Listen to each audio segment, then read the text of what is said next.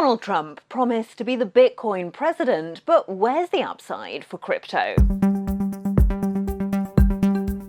This is Sectors Up Close, and we're talking cryptocurrency.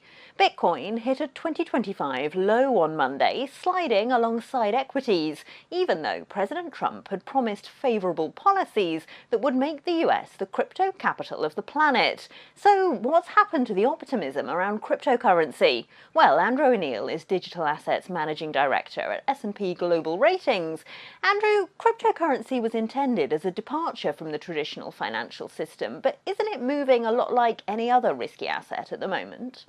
Well, Elena, thank you for having me. I think you're referring to price movements in the last few days, few weeks. Certainly, we've seen a trend where markets have moved to a risk-off paradigm in recent days, and clearly crypto has joined other asset class in that movement.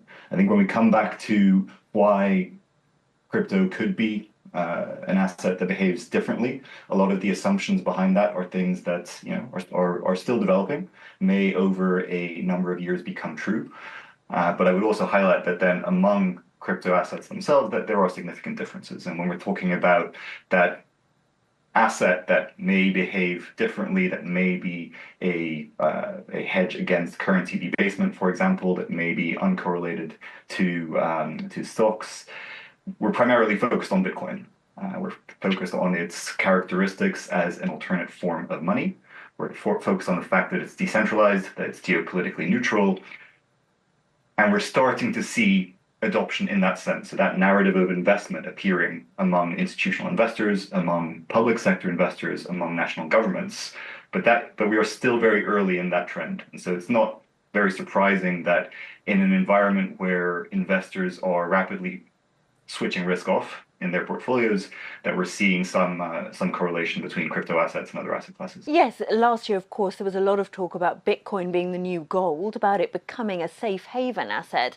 When do you think we will see that happen then? Or perhaps what needs to happen first? We've already seen an executive order announcing the creation of a US strategic Bitcoin reserve. And what that has done so far is allocating existing holdings of Bitcoin that the government has acquired through various law enforcement procedures to this reserve that will not be sold. There was some discussion in that executive order about adding to that reserve over time, if a way to do that can be found that does not bring additional cost to taxpayers. So we'll see over the next couple of months if proposals emerge or brought forward that carry that effect. There was a proposal made last year by Senator Cynthia Lummis, which aimed to accumulate 1 million Bitcoin over a period of 5 years, which would clearly be significant.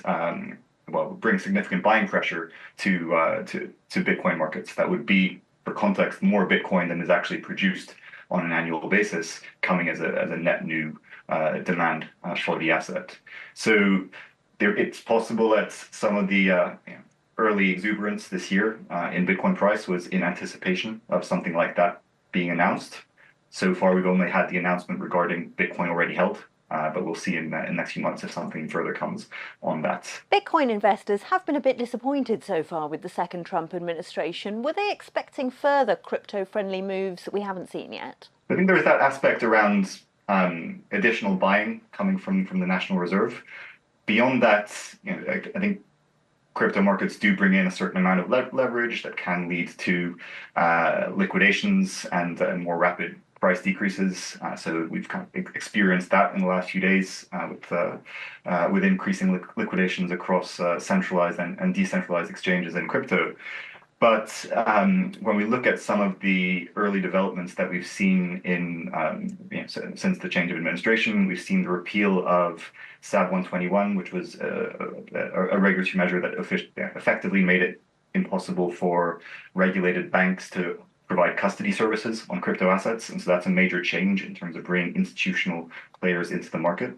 We expect to see regulation emerge on stablecoins in the US market this year, which will bring more comfort to regulated institutions using blockchain technology and using crypto rails to transact on. And again, more emphasis on participation in crypto markets. The last piece of that puzzle is market structure, which is a legal framework looking to say which regulator will be responsible for which area of the crypto market. That's also on the to-do list of the U.S. legislature, but these things take time, and it's certainly not surprising that that those things have not yet been brought into effect.